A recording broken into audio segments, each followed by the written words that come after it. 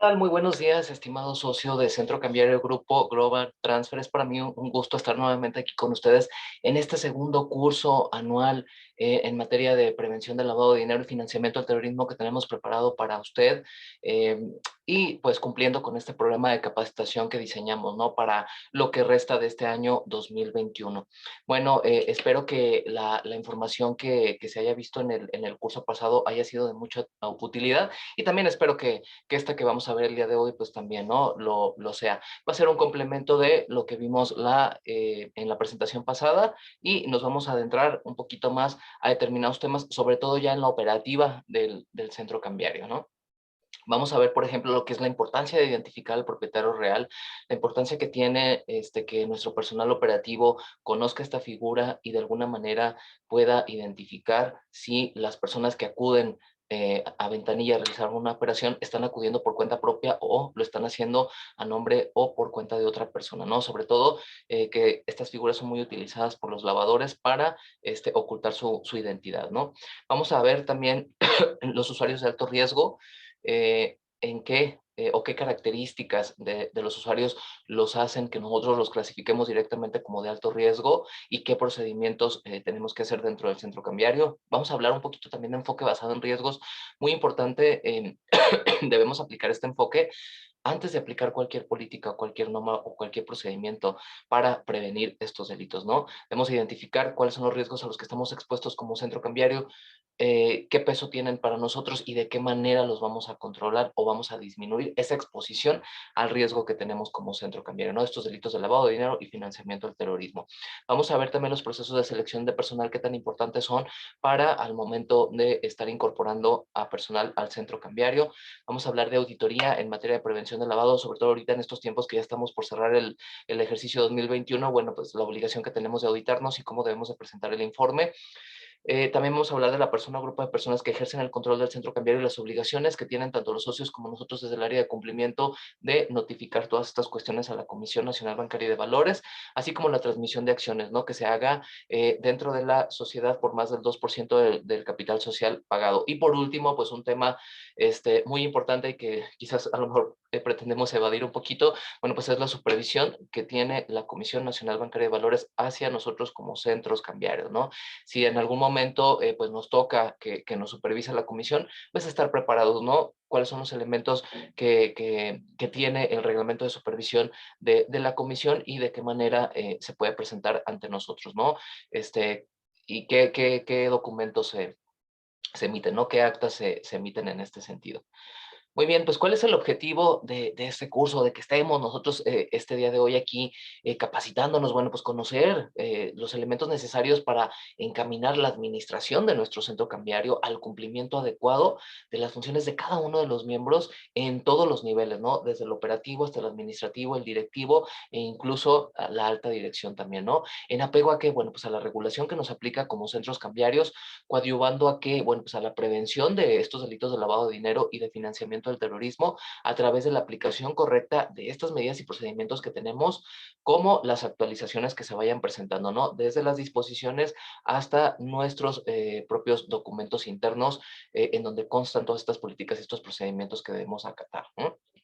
Muy bien, empezamos con el primer tema, lo que es el propietario real, la importancia que tiene identificar a esta figura. Y bueno, pues de acuerdo con las tipologías emitidas por la misma unidad de inteligencia financiera y bueno, los modus operandi de los criminales o de las organizaciones criminales, pues, bueno, se observa que existe una tendencia a constituir empresas con estructuras corporativas complejas, sobre todo estas empresas fachada fantasma, que dificultan la correcta identificación de los propietarios reales, es decir, de esta persona física que ejerce el control de esta empresa, que está detrás de esta empresa, ¿no? Y bueno, pues a fin de realizar operaciones a las cuales son ajenas, para disuadir el origen o destino de los recursos, ocultar su propia identidad, ¿no? Y de alguna manera que se dificulte llegar al origen de este recurso, ¿no? Y sobre todo, pues el origen ilícito, ¿no? Bueno, si bien es cierto, las entidades financieras cuentan con áreas de cumplimiento, por ejemplo, los oficiales de cumplimiento que conocen la definición y la interpretación de lo que es un propietario real, bueno, pues al momento de llevarlo a la práctica, las áreas operativas se enfrentan a dificultades muy particulares con cada operación e incluso con cada usuario también, ¿no? Con los que se está operando, lo que ocasiona, bueno, pues que no se identifiquen estas figuras o que se identifiquen, pero de manera incorrecta, ¿no? Y sobre todo también en tratándose de personas morales, usuarios, personas morales, donde pues tenemos la obligación de identificar quién es esa persona física que ejerce el control. Entonces, muchas veces por desconocimiento, sobre todo estas áreas operativas, bueno, pues no se identifican correctamente a estas figuras. No damos con la persona indicada. Muy bien, sabemos que en el blanqueo de capitales, bueno, pues siempre existe una persona física que se va a ver beneficiada de una operación, de un contrato, y al no saber identificarlos de la manera correcta, bueno, pues se desconoce con quién estamos realmente operando, ¿no? Porque pues la persona que está acudiendo a realizar las operaciones no siempre es el beneficiario, ¿no? Final de la misma. Y bueno, pues te vuelves también como entidad financiera susceptible a participar en un delito, ¿no? Entonces ya no estamos previniendo, sino ya estamos formando parte del delito y pues eso es lo que tratamos de evitar en nosotros como entidades financieras, ¿no? No formar parte de este delito. Bueno, el origen y destino de los recursos es súper importante que nosotros indaguemos siempre en nuestros usuarios. Y bueno, y en la actualidad el fenómeno delictivo denominado por lavado de dinero está entre los acontecimientos más impactantes en materia de política criminal. Ya lo vimos en la presentación pasada, ¿no? Ya vimos cuántas cantidades o más o menos el porcentaje que representa el Producto Interno Bruto de todos estos recursos o activos que se lavan y cuáles son las consecuencias que nos traen, ¿no? Bueno, asimismo se tiene que dar atención a las prácticas innovadoras de los delincuentes que participan en las actividades ilícitas y bueno, por ello es de suma importancia estar capacitados en estos temas de tendencia, en estas tipologías, en estos modus operandi de los criminales y contar con tecnología de vanguardia también en nuestras entidades con sistemas automatizados robustos que bueno, que contengan mecanismos de apoyo para combatir todas estas actividades sospechosas. Entonces, es por esta razón que las empresas deben contar con un sistema integral de prevención del lavado de dinero y también de combatir el financiamiento al terrorismo o prevenir el financiamiento al terrorismo. Muy bien. Entonces, ¿qué es el propietario real? Bueno, es el verdadero dueño de los recursos, es ese beneficiario final de todas las operaciones que los usuarios realicen en nuestro centro cambiario. ¿Sí? Es el que de alguna manera recibe el beneficio y pues los recursos son de su propiedad, ¿no? Se deberá identificar también si este propietario real que ya lo tenemos identificado ejerce un cargo público en territorio nacional o en el extranjero o lo ha ejercido durante los 12 meses inmediatos anteriores a que realice la operación con nosotros como centro cambiario. Y en caso de que sí, bueno, pues identificarlo como tal y aplicar estas medidas o estos procedimientos o estas políticas que nos señala nuestro manual de cumplimiento para las personas políticamente expuestas. Entonces, ya no solamente hay que identificar si nuestro usuario es un PEP, sino también el propietario real o este beneficiario final es un PEP. Muy bien, es importante que las entidades tengamos presente que tenemos prohibido celebrar operaciones si no identificamos a nuestro usuario o incluso si no podemos identificar a este propietario real, a este beneficiario final. Entonces, si nosotros sabemos que esta persona que está acudiendo a ventanillas está actuando por cuenta de otra persona y no lo identificamos, pues no podemos celebrar la operación, ¿no? De manera expresa, las disposiciones nos dicen, no puedes celebrar la operación si no puedes identificar a este propietario. Entonces, por eso es importante que se conozca la figura, por eso es importante, de alguna manera saber cuáles son los procedimientos para su identificación y tenerlo plenamente identificado para poder realizar la operación sin ningún problema. Muy bien. ¿Cuáles son las medidas que podemos tomar para detectar a un propietario real? Sobre todo cuando los usuarios no nos lo hayan declarado o no lo quieran declarar, porque pues también esto es muy común y puede pasar mucho en ventanillas. Entonces, ¿qué podemos hacer, no? En estos casos, bueno, de acuerdo a lo establecido en las disposiciones, el centro cambiario tiene la obligación de identificar al propietario real. Ya lo vimos, que no podemos celebrar operaciones si no lo podemos identificar. Este propietario real o este beneficiario final que está involucrado en las operaciones que realizan nuestros usuarios, ¿no? Y si nosotros como centro cambiario y nuestro personal contamos con información basada en indicios, es decir, decir, que nosotros sospechamos, ¿no? Hechos ciertos, nosotros vemos cierta actitud, cierto comportamiento de nuestros usuarios y de alguna manera nos hace pensar que está actuando por cuenta de otra persona y no nos lo está manifestando o no nos lo está declarando al momento de estar realizando la operación, bueno, pues podemos o tenemos que tener en cuenta los siguientes indicadores, ¿no? Uno, cuando se considere que los montos operados no corresponden razonablemente con la ocupación, profesión, actividad o giro del negocio al que se dedique, declarada al identificarse. Es decir, si nosotros llega un usuario y nos está diciendo que tiene, bueno, que trabaja para una empresa y que gana a lo mejor 10,000 pesos mensuales y de repente está manejando volúmenes muy altos de dinero, bueno, eso nos puede indicar que realmente el beneficio de la operación no es de él, está siendo utilizada esa persona para introducir estos recursos al centro cambiario. Entonces, este es un indicador que nos puede señalar, bueno, pues que esta persona cuenta con un propietario real, que en esta operación hay un propietario real de los recursos y no nos lo están manifestando. También si el usuario se presenta con vestimenta oficial o uniforme de alguna empresa, es decir, que a lo mejor dice, no, yo actúo por cuenta propia, pero bueno, te veo con un uniforme de otra empresa, a lo mejor estás cambiando el recurso de tu empresa, ¿no? Y no lo quieres manifestar. Entonces, pues ahí también mucho cuidado.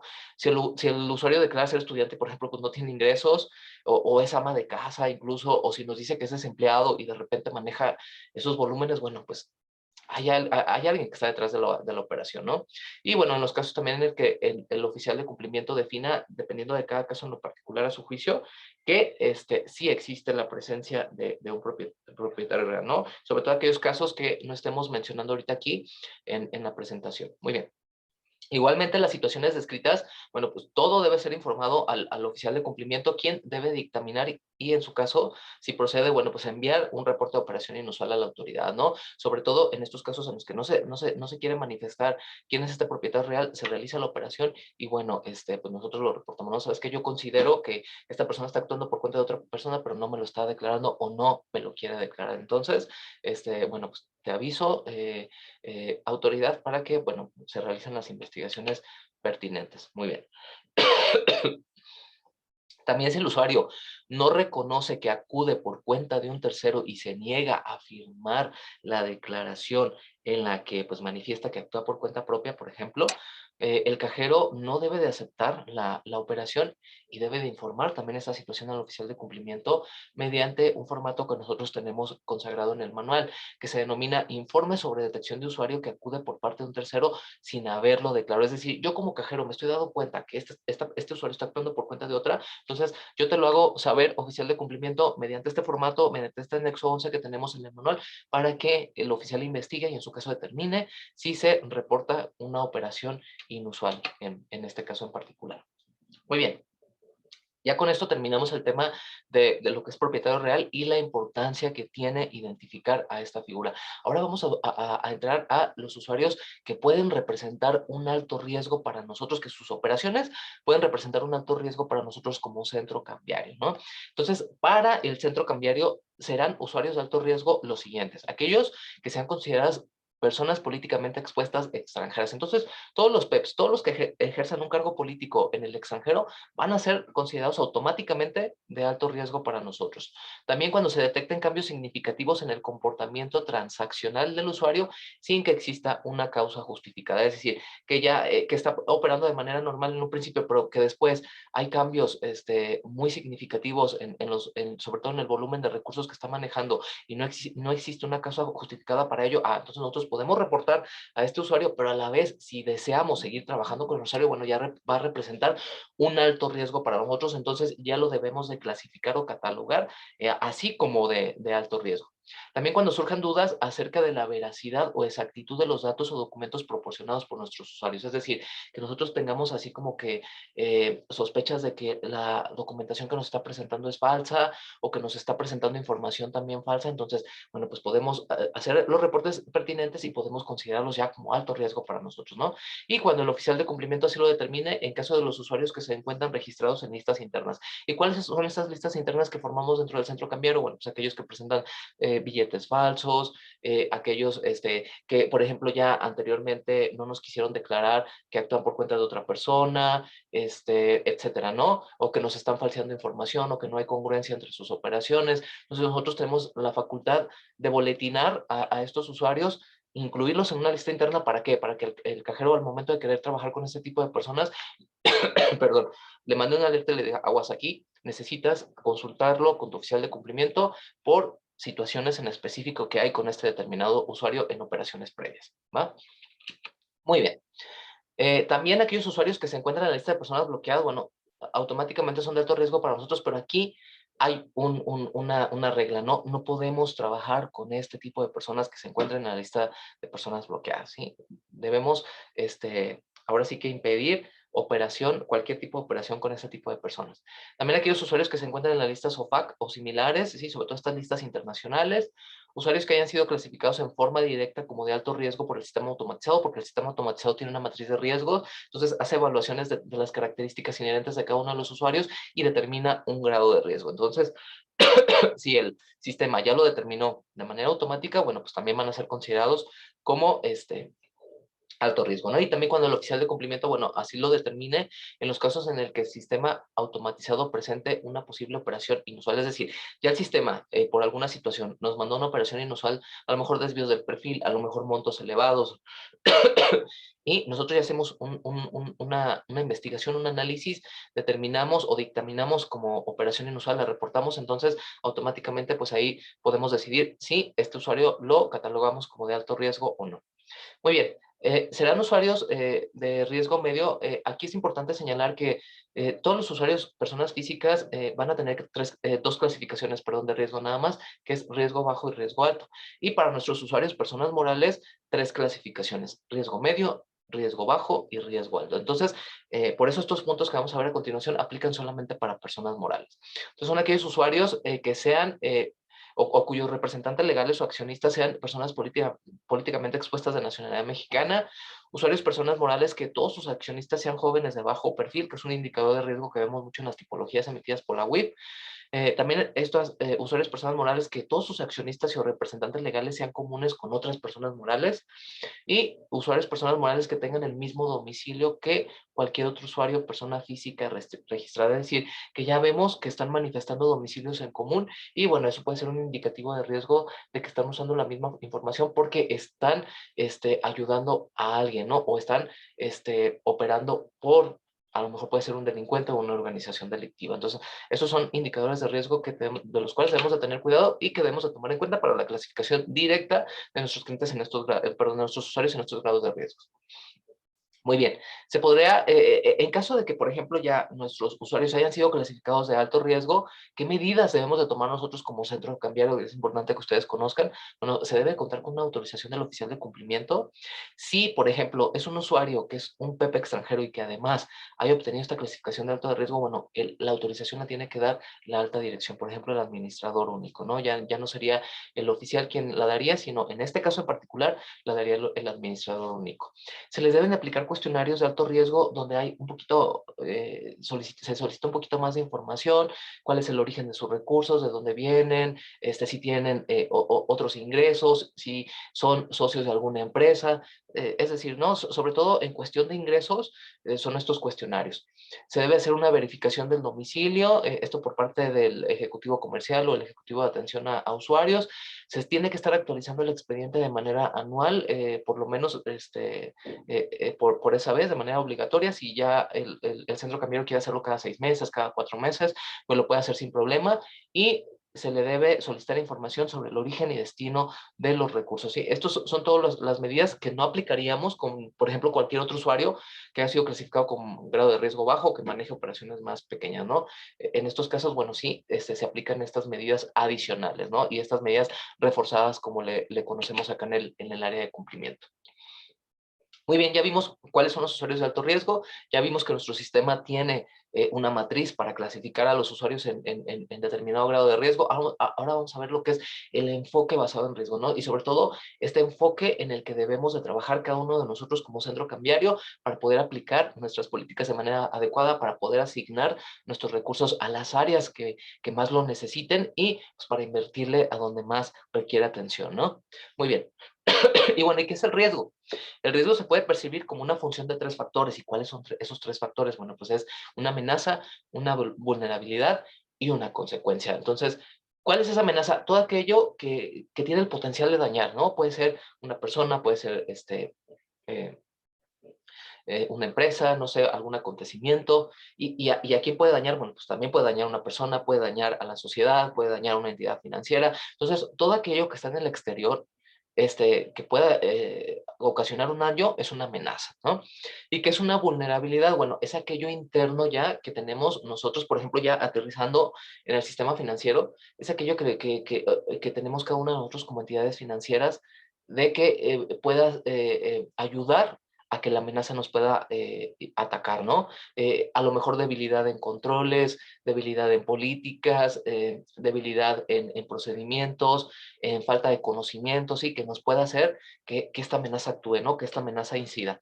Y pues la consecuencia es aquel impacto, es aquel daño que se provoca una vez que la amenaza entra en la vulnerabilidad y ataca, ¿no?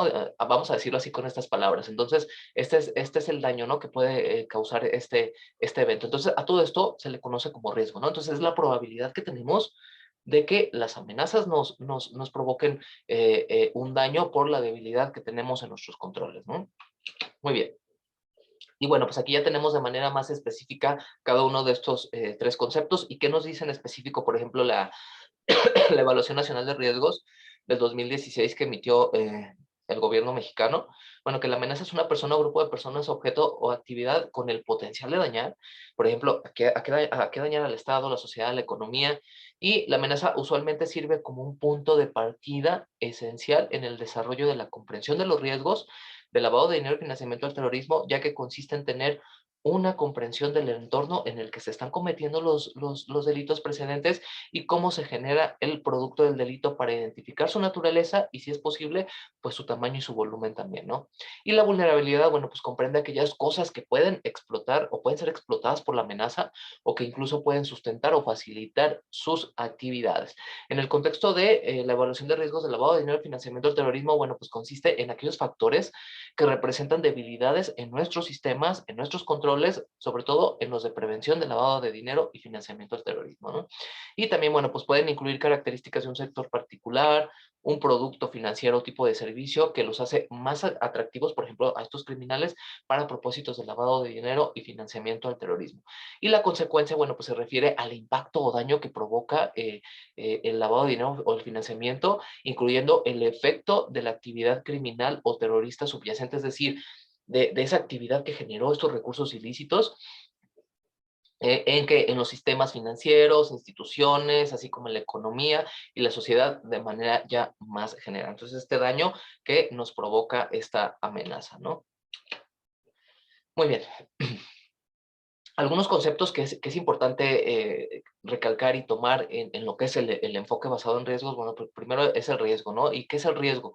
Es aquella probabilidad de que nosotros como sujetos supervisados o sujetos obligados tenemos de ser utilizados por nuestros usuarios para realizar actos o operaciones a través de los cuales, bueno, se pudiesen actualizar los supuestos previstos en donde, bueno, pues en los artículos 400 bis o en el 139 cuatro del Código Penal Federal. ¿Y cuáles son estos? Bueno, pues el delito de operaciones con recursos de procedencia ilícita y el delito de financiamiento al terrorismo. ¿Qué es grado de riesgo? Bueno, pues es la clasificación de los usuarios llevada a cabo por nosotros como sujetos supervisados en base a qué? A la evaluación de riesgo que hayamos tenido, en base a nuestra propia metodología de evaluación de riesgos, que más adelante vamos a ver a qué se refiere este documento, ¿no? Los mitigantes, bueno, pues aquellas políticas, procedimientos implementados por nosotros como sujetos obligados que contribuyen a que administrar y disminuir la exposición a los riesgos identificados por nosotros mismos en este documento o en esta metodología de evaluación de riesgos a que se refieren las disposiciones, sobre todo el capítulo 2 bis de estas disposiciones. Y la evaluación de riesgos, bueno, pues es aquel proceso de comparación de los resultados del análisis de riesgos para determinar su tolerancia, es aquella medición, es aquel peso que le damos a determinados riesgos que ya nosotros hayamos identificado. Muy bien, tratamiento de riesgo. ¿A qué nos referimos con tratamiento de riesgo? Bueno, pues aquel proceso destinado a modificar el riesgo, que puede ser los siguientes, los siguientes caminos que podemos tomar, ¿no? El primero, evitarlo. Es decir, ¿sabes qué?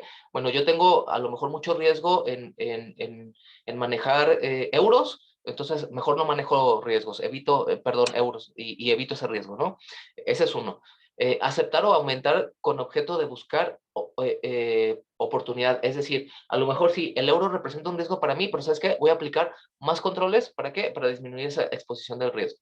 Eliminar la fuente de riesgo, como les dije, bueno, pues elimino ese servicio, ese producto, cambiar la probabilidad o las consecuencias, es decir, ¿sabes qué? A lo mejor representa un riesgo para mí operar en Tapachula, por ejemplo, euros, entonces no voy a operar en Tapachula, mejor voy a operar en San Cristóbal, por ejemplo, ¿no? Entonces ya cambié esa probabilidad de, o compartir los riesgos con otras partes, es decir, ¿sabes qué? A lo mejor yo formo parte de un grupo financiero bueno, los comparto con otra de las instituciones financieras que forma parte de mi grupo y de alguna manera, ¿para qué? Para que entre nosotros como grupo podamos disminuir este riesgo al que estamos expuestos, ¿no?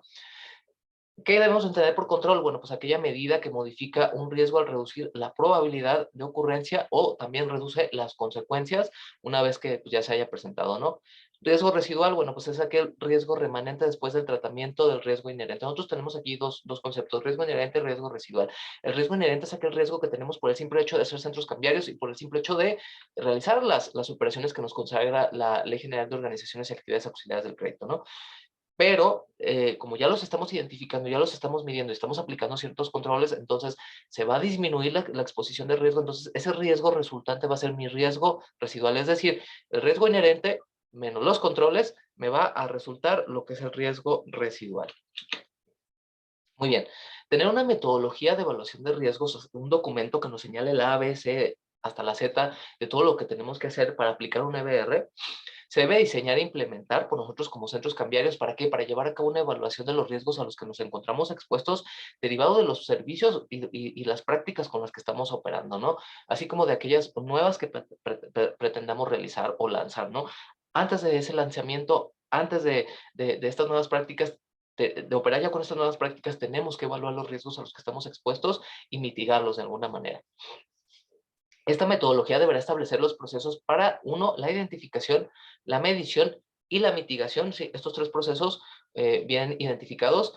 Y la mitigación de estos riesgos, para lo cual debemos de tomar en cuenta los factores de riesgo que nosotros como centro cambiario ya hayamos identificado, lo que haya resultado en la Evaluación Nacional de Riesgos que nos emita el país y las actualizaciones que se vayan realizando de manera periódica, que son cada 3 años, y otros factores, ¿no? Que podemos tomar en cuenta también. Entonces, para elaborar este documento, para diseñar esta metodología de evaluación de riesgos, debemos de tomar, pues primero, las disposiciones de carácter general, ¿no? Nuestro capítulo 2 bis.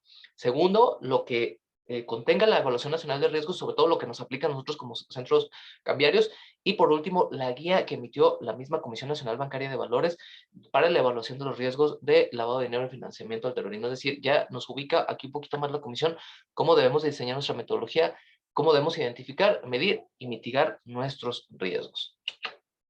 Muy bien, el enfoque basado en riesgos tiene una serie de fases. Y la primera fase, que es la del diseño, tiene una serie de etapas.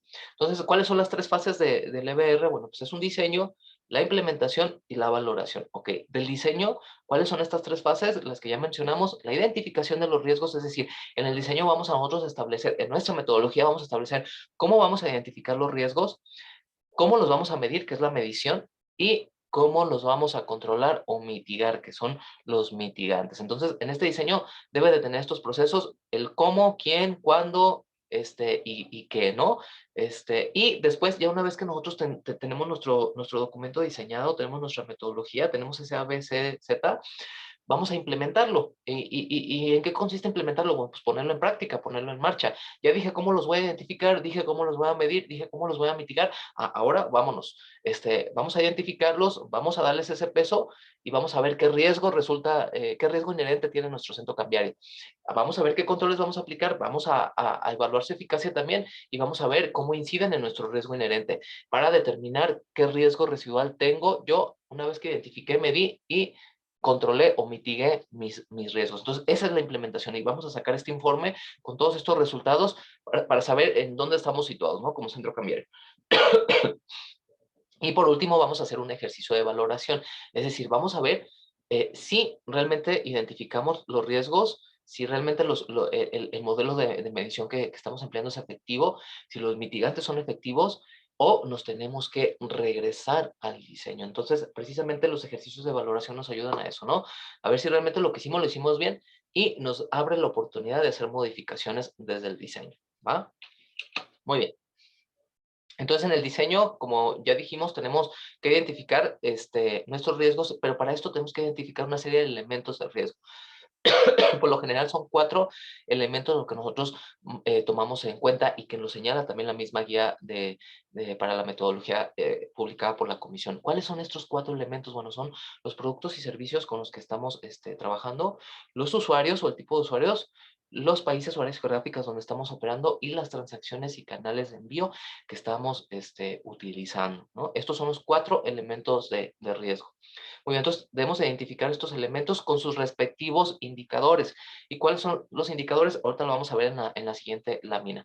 El siguiente procedimiento pues, es la medición de los riesgos, es decir, establecer una matriz entre la probabilidad de ocurrencia de ya esos indicadores de riesgo o esos elementos de riesgo que hayamos definido contra el impacto, ¿no? O sea, ¿qué tan probable tengo de que se presente, qué tanta probabilidad tengo de que en mi centro cambiario se presente entre este riesgo? Y en caso de que se pretende, ¿qué impacto me causaría? Entonces, debemos de tener esta matriz, ¿no? De cada uno de los riesgos identificados, probabilidad de impacto. ¿Qué probabilidad de ocurrencia? ¿Qué consecuencias me va a generar si ocurre? ¿Ah? Y por último, los mitigantes, es decir, ¿qué mitigantes voy a establecer tomando en cuenta o tomando como referencia como mínimo los siguientes? Lo que es gobierno corporativo, trabajar bajo un gobierno corporativo, la administración del riesgo, sobre todo en aquellas entidades más grandes, control interno también, estas áreas de control interno, estructuras internas, sistemas automatizados, políticas, procedimientos que son nuestros manuales y tan importante que es la capacitación también podría ser la auditoría interna o externa incluso, ¿no? En materia de prevención del lavado de dinero. Muy bien. ¿Qué son los elementos de riesgo? Bueno, ya vimos que utilizamos 4, pero ¿qué debemos entender como elementos de riesgo? Bueno, son aquellos factores genéricos que se observan en el desarrollo de la actividad de las entidades y que pueden afectar en mayor o menor medida el riesgo al que están expuestos y pues son estos que ya mencionamos, ¿no? ¿Y cuáles son los indicadores de riesgo para cada uno de los elementos? Bueno, pues es aquel conjunto de características específicas de riesgo que permiten conocer y evaluar cómo y en qué medida se puede encontrar expuesta la entidad, o en este caso el centro cambiario, al riesgo para cada uno de los elementos de riesgo que ya hayamos identificado. Entonces, nosotros al momento de diseñar nuestra propia metodología y de obtener nuestros riesgos, deben de ir en 3 niveles, ¿no? Primero, debemos de tener indicadores de riesgo para cada uno de los elementos. ¿Para qué? Para que estos indicadores nos lleven al riesgo elemento y para que estos 4 elementos nos lleven al riesgo entidad o riesgo centro cambiario. Entonces, así de segmentado debe de estar para que de lo más mínimo nos lleve a lo, o de lo particular nos lleve a lo general, ¿no? Este método, inductivo. Muy bien. Entonces, ya hablamos de estos elementos de riesgo, vamos a ver cuáles son estos indicadores, ¿no? Por ejemplo, del elemento productos y servicios, los indicadores de riesgo van a ser aquellas características propias de cada servicio o producto que estamos ofertando a nuestros usuarios que faciliten la realización de operaciones de lavado de dinero y financiamiento del terrorismo, como cuáles, ¿no? Puede ser el anonimato, que estemos realizando operaciones anónimas o que no estemos identificando a nuestros usuarios, entonces eso va a ser atractivo para los criminales porque pues, se va a ocultar su identidad, o la falta de identificación del usuario de alguna persona involucrada en la operación, como puede ser, por ejemplo, el caso de los propietarios reales, ¿no? O de estos beneficiarios finales de operaciones. Entonces, si nosotros no estamos identificando estas figuras, bueno, pues los estamos haciendo más atractivos a también aquellos productos de alto nivel de valor que manejan pues, altos volúmenes de dinero, productos o servicios que facilitan la transferencia de valor, ¿sí? Por ejemplo, el intercambio de divisas, bueno, pues se facilita la transferencia de valor, entre otras características que pueden ser más susceptibles a este tipo de delitos, ¿no?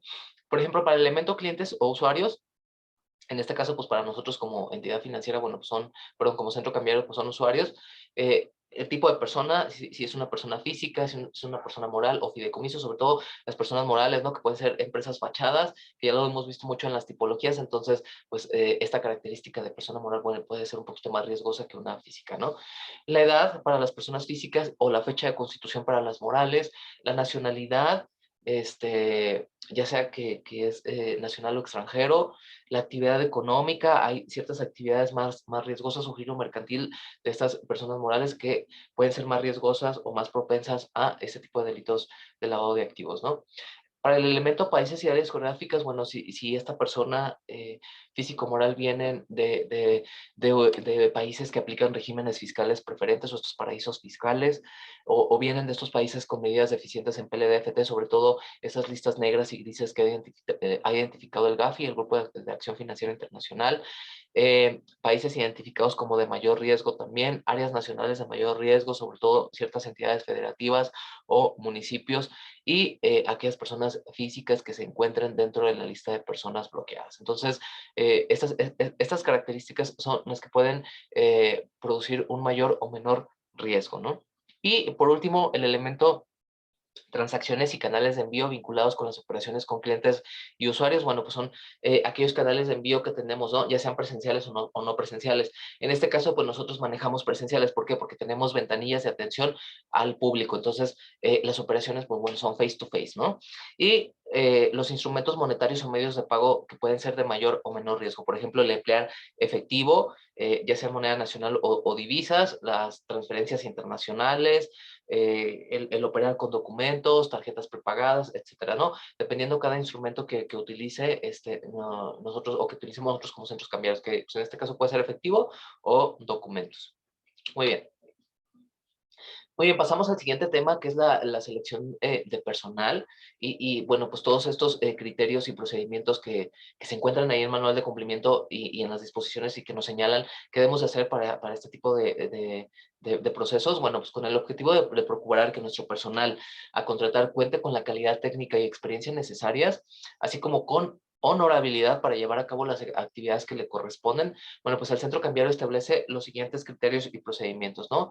Debemos armar un expediente del personal, o sea, este expediente debe contener lo siguiente: un currículum vitae, acta de nacimiento, comprobante de domicilio, copia de identificación oficial, CURP, o constancia de la CURP, constancia del RFC, número de seguridad social, comprobante bancario, certificado de estudio, cartas de recomendación laboral y personal, semanas cotizadas ante el IMSS y reporte de buró de crédito. Todos estos documentos deben de constar en el manual porque son auditables, ¿no? Entonces, los debemos solicitar y los debemos de incluir dentro del expediente. ¿Y por qué es importante tener estos procesos de selección? Bueno, porque debemos de, verificar o tener presente que la persona que va a trabajar para nuestro centro cambiario tenga la experiencia necesaria, la honorabilidad y el nivel de conocimientos suficientes para desarrollar su función. Eso es lo que nos pide la autoridad, ¿no? A ver, verifica que la persona que va a trabajar contigo tenga ese grado de conocimientos, de experiencia y de honorabilidad. ¿Y cómo lo vamos a hacer? Bueno, pues con un currículum vitae, con referencias laborales, con carta de no antecedentes penales, por ejemplo, con declaratorias que nos haga el mismo personal, si ha sido sentenciado por delitos patrimoniales o ha sido inhabilitado para ejercer el comercio, entre otras cuestiones, ¿no? De esa manera nosotros vamos a verificar que la persona que pretende laborar en nuestro centro, bueno, pues tenga todas estas características deseadas, ¿no? Muy bien. Pasamos al siguiente tema tan importante también, que es la auditoría en materia de PLD y FT. ¿Y qué nos señalan las disposiciones de carácter general? Bueno, que nosotros como entidades o centros cambiarios debemos, una, mantener medidas de control que incluya la revisión por parte de auditoría. Es importante señalarles que este ejercicio de auditoría que hacemos cada año es un ejercicio para nosotros como entidad. No es tanto chismearle a la autoridad en qué andamos mal, no, sino que nosotros veamos en qué estamos fallando y cómo lo podemos mejorar, ¿no? ¿Qué debilidad tenemos en nuestros controles y cómo los podemos reforzar? Muy bien. También evaluar y dictaminar de enero a diciembre de cada año, siempre lo debemos hacer de todo el año, del 1 de enero hasta 31 de diciembre. Evaluar la eficacia operativa de las medidas implementadas y dar seguimiento a los programas de acción correctiva, es decir, con todas estas observaciones que nos emita el auditor, con todos estos hallazgos, estas recomendaciones, incluso nosotros debemos armar un programa de corrección y bueno, pues este programa lo debemos estar implementando y debemos estar verificando su correcta implementación y su eficacia también, ¿no? Y los resultados de revisión, es decir, todo esto que plasme el auditor en su informe deben de ser presentados a la Dirección General y al comité en caso de que la entidad cuente con comité y si no, a su oficial de cumplimiento. Muy bien.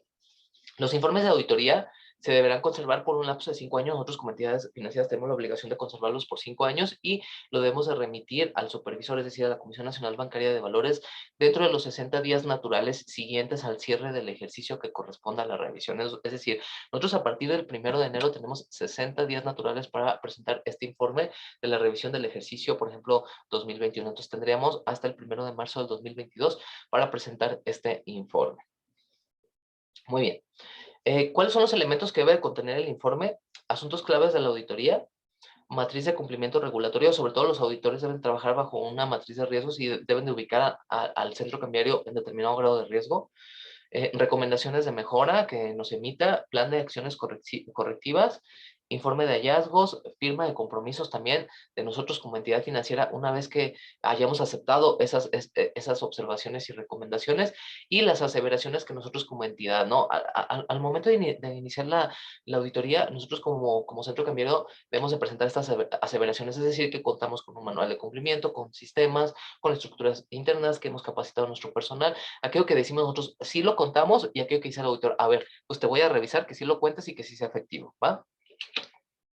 Muy bien, el plan de correcciones, bueno, pues está este documento donde se especifican y se planean o se planifican y coordinan aquellas actividades y funciones de las cuales se es responsable con el objetivo de cumplir en tiempo y forma con eso. Es decir, bueno, yo ya detecté o ya mi auditor me dijo que tengo estas observaciones, ¿qué voy a hacer para corregirlo? ¿Quién lo va a hacer? ¿En qué tiempo? ¿Y qué voy a presentar para manifestar y para comprobar que realmente, pues sí lo corregí, ¿no? ¿Qué beneficios tiene realizar un programa de corrección?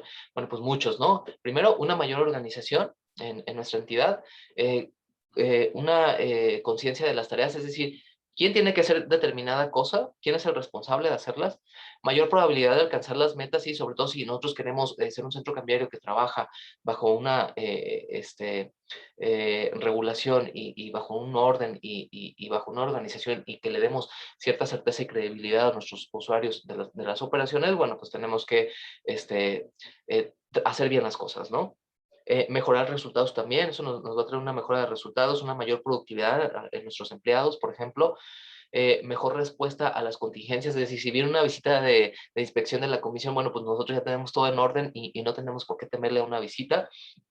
Optimizar los tiempos también, y no hacer reprocesos, mejorar nuestros propios procesos, nuestras políticas, y pues menos estrés, ¿no? Porque vamos a estar tranquilos de que estamos haciendo las cosas bien y que estamos cumpliendo con la normativa de manera correcta. Muy bien.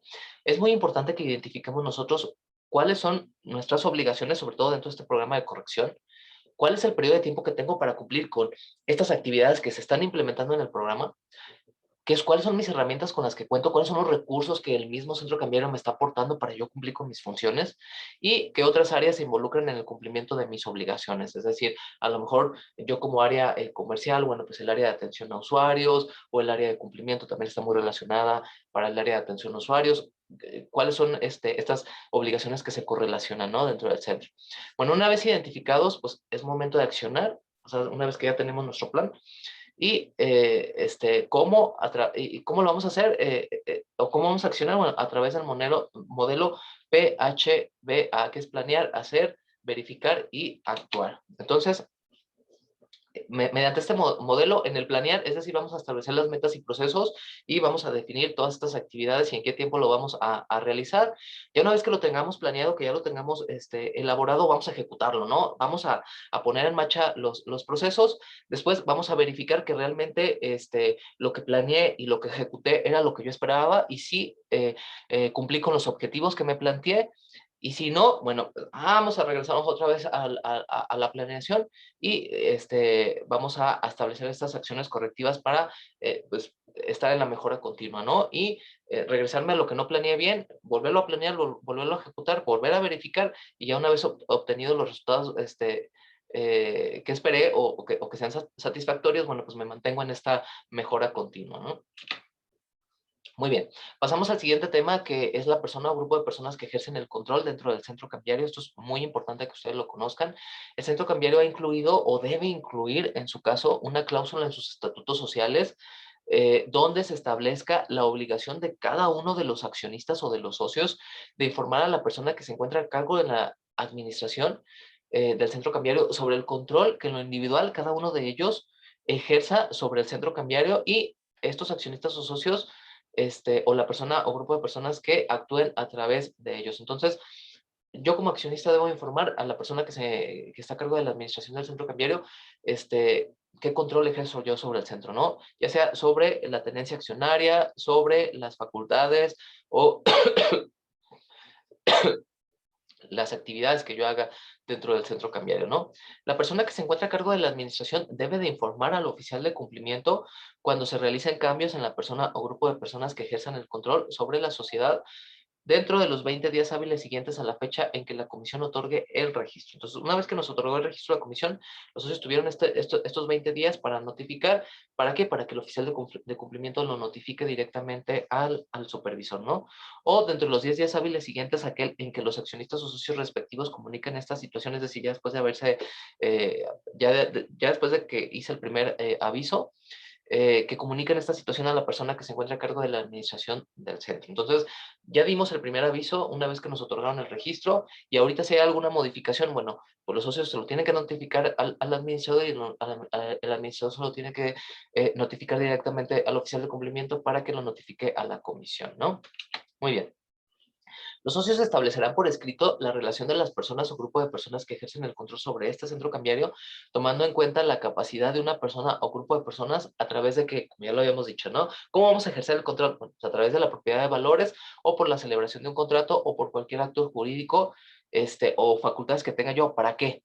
Para imponer directa o indirectamente decisiones en la Asamblea General de Accionistas o de Socios o en el órgano de gobierno equivalente de una persona moral, para nombrar o destituir a la mayoría de los consejeros, administradores o equivalentes de la persona moral, para mantener la titularidad de derechos que permitan, ya sea directa o indirectamente, ejercer el voto respecto de más del 50% del capital social de la persona moral, y dirigir directo e indirectamente la administración, la estrategia o las principales políticas de la persona moral, incluyendo los factores, y también adicionalmente, bueno, se entenderá que ejerce el control de aquella persona física, moral o fideicomiso que adquiera el 25% o más de la composición accionaria o del capital social de una persona moral. Entonces, por lo regular, primero nos vamos con la composición accionaria. Si yo como socio tengo el 25 o más del porcentaje accionario, entonces ya estoy ejerciendo el control de esta persona moral. O si no tengo este porcentaje, pero soy la persona que tiene las facultades para imponer directo o indirectamente, nombrar o destituir o mantener la titularidad o dirigir directo o indirectamente la administración. Entonces soy esta persona que ejerce el control. Entonces lo tengo que notificar a esta persona que ejerce la administración del centro para que lo notifique al oficial y para que se notifique a la autoridad correspondiente. Muy bien. Pasamos al siguiente tema, que es la transmisión de acciones por más del 2% del capital social pagado del centro. Aquí el centro cambiario, bueno, pues está obligado a que dentro de los 3 días hábiles siguientes a aquel en que se haya inscrito en el registro señalado en el artículo 128 de la Ley General de Sociedades Mercantiles, que es el registro de acciones, previa protocolización del instrumento público, la transmisión de cualquiera de sus acciones por más del 2% de su capital social pagado, y deberá remitir a la Secretaría por conducto de la Comisión la información relativa a dicha transmisión a través de los medios electrónicos y en el formato que para tal efecto se expida. Es decir, cuando exista una transmisión de acciones, cuando yo como socio transmito acciones y que esas acciones que estoy transmitiendo representan por lo menos el 2% o más del capital social pagado, del capital total de la entidad, entonces ahí yo tengo la obligación de, como centro cambiario, notificar a la comisión de esta transmisión que se está haciendo. ¿Quién transmitió a quién? ¿Qué porcentaje del capital social pagado? Y debo de tener todo esto inscrito en este registro de acciones, ¿no? Que señala el artículo 128 de la Ley General de Sociedades Mercantiles. Muy bien, entonces la persona que se encuentra a cargo de la administración debe de informar también al oficial, los socios a la persona que se encuentra a cargo de la administración y esta persona al oficial de cumplimiento cuando ocurra alguna transmisión de acciones por más del 2% del capital social pagado para que notifique a la comisión esta situación, ¿no? Y sobre todo también pues, se debe de manifestar cuál fue el porcentaje que se transmitió, ¿no? Muy bien. Y pues se hace a través del portal correspondiente, a través de los medios que señalan la misma comisión y en el formato oficial que para tal efecto está diseñado. Muy bien, pasamos al último tema de esta capacitación, que es la supervisión de la Comisión Nacional Bancaria de Valores. Importante que conozcamos estos lineamientos para en el momento en el que viene y nos supervisa la comisión, bueno, pues sepamos qué se hace, ¿no? Y cuál es el fundamento para hacerlo. Muy bien, la Comisión Nacional Bancaria de Valores tiene por objeto supervisar y regular en el ámbito de su competencia a las entidades integrantes del sistema financiero mexicano, a fin de que, de procurar su estabilidad y correcto funcionamiento, así como mantener y fomentar el sano y equilibrado desarrollo de dicho sistema en su conjunto. ¿En protección de qué? Bueno, pues de los intereses del público. Entonces, una de sus funciones es que, bueno, supervisar y regular en el ámbito de su competencia a las entidades financieras. Muy bien. Ahora ya, centrándonos a la función de supervisión, bueno, pues comprende el ejercicio de las facultades de inspección, vigilancia, prevención y corrección. ¿Va? Que los ordenamientos legales, es decir, la misma ley y demás disposiciones le confieren a esta autoridad supervisora. Muy bien. La inspección, esta función de supervisión que tiene la comisión se efectuará a través de visitas, ¿sí? La inspección es in situ, ¿no? Porque ellos tienen que supervisar in situ y extra situ, ¿no? Entonces, la inspección es in situ. Verifican operaciones y auditan registros y sistemas en las instalaciones o equipos automatizados de las entidades financieras. ¿Para qué? Para comprobar el estado en que se encuentran estas últimas. Es decir, yo como supervisor te visito directamente a ti, entidad financiera, para verificar pues tus registros, tus sistemas, tus instalaciones y tus equipos automatizados, ¿no? En cambio, la vigilancia, que es extra situ, por medio del análisis de información económica y financiera, realiza este tipo de supervisión a fin de medir posibles efectos en las entidades financieras y en el sistema financiero en su conjunto. Entonces, asimismo, comprenderá el análisis de qué, de la información del establecimiento de controles preventivos. ¿Para qué? Para verificar el cumplimiento de la normativa en materia de PLD-FT. Es decir, a lo mejor yo no te estoy visitando, pero te puedo requerir información para estarte de alguna manera supervisando, ¿no? Y en esa información que yo te requiera, bueno, pues yo me estoy dando cuenta de cómo estás actuando tu entidad financiera, que puede ser a lo mejor el informe de auditoría mismo, los cuestionarios de operatividad, este requerimiento de información que la misma autoridad hace en base a determinadas situaciones. A lo mejor puede ser tu EBR, puede ser tu manual de cumplimiento. En base a todo esto, pues bueno, ya de alguna manera pues nos está vigilando, ¿no? Extra situ. Muy bien. En cambio, la prevención y la corrección, bueno, pues estas se llevan a cabo mediante el establecimiento de programas de cumplimiento forzoso para las entidades financieras tendientes a eliminar irregularidades. Bueno, pues estos se establecerán cuando las entidades presentan desequilibrios financieros. A lo mejor yo ya apliqué una visita de inspección, detecté ciertas circunstancias, entonces te voy a solicitar programas de corrección. Entonces, los programas de corrección son forzosos. Tú me vas a tener que presentar un resultado de la aplicación de este tipo de programas, ¿no? Entonces, a este se refiere estas funciones de prevención y corrección de la función de supervisión de la comisión. Muy bien. En estas visitas de inspección, eh, la misma comisión en su reglamento establece tres tipos de visitas, ¿no? Estas visitas pueden ser ordinarias, pueden ser especiales y pueden ser de investigación. Muy bien, ¿cuáles son cada una de ellas? Las visitas ordinarias son aquellas que establece la misma comisión en su programa de visitas. Cada año, ellos, en base también a un enfoque basado en riesgos, porque ellos también deben de aplicar un enfoque basado en riesgos, determinan cuáles son las entidades que deben de supervisar, ¿no? A lo mejor las que representan mayor riesgo para la comisión.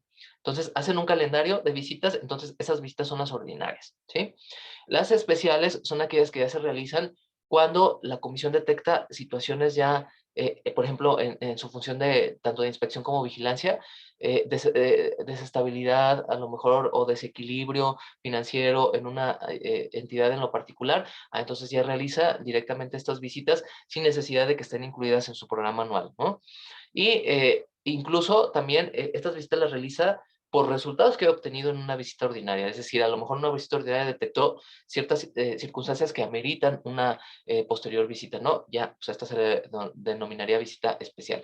Y también, por último, aquellas visitas de investigación, bueno, aquí ya las realiza cuando hay algo más grave que haya detectado en las entidades financieras, ¿no? Incluso cuando se presuma ya que esta entidad está involucrada en delitos de lavado de dinero o financiamiento del terrorismo, o está participando en, ¿no? Entonces ya eso son situaciones más complejas, más delicadas que observa en este tipo de visitas de investigación. Muy bien, vamos a ver cuál es el proceso de visita que realizan, ¿no? Bueno, las visitas de inspección las tenemos consagradas en el artículo 19 del Reglamento de Supervisión de la Comisión Nacional Bancaria de Valores, Y bueno, una vez que la comisión ya tenga en su programa consagrada esta visita ordinaria, por ejemplo, o que ya quiera hacer una visita especial o de investigación, bueno, debe de establecer una orden de visita, ¿sí? Esta orden de visita está fundamentada en este artículo 20 de este reglamento, y esta orden la tiene que notificar a las entidades financieras por lo menos 2 días hábiles antes de la visita.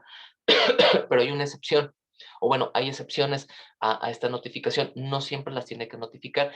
¿En qué casos no tiene la obligación de notificarlos? Bueno, uno, cuando se trate de centros cambiarios, transmisores de dinero o SOFOMES no reguladas, ahí sí no tiene la obligación de notificar. En el acto de visita, presenta su orden de visita y ahí en ese mismo acto lo notifica. O también cuando se traten de visitas de investigación, aquí en este caso tampoco tiene la obligación de notificar. En ese mismo acto, la comisión llega y notifica, ¿no? E inicia la visita. Entonces, si por ejemplo a nosotros como centros cambiarios nos toca una visita de inspección, bueno, pues nos pueden llegar en ese mismo acto y notificarnos, ¿no? No hay una obligación de notificar previo.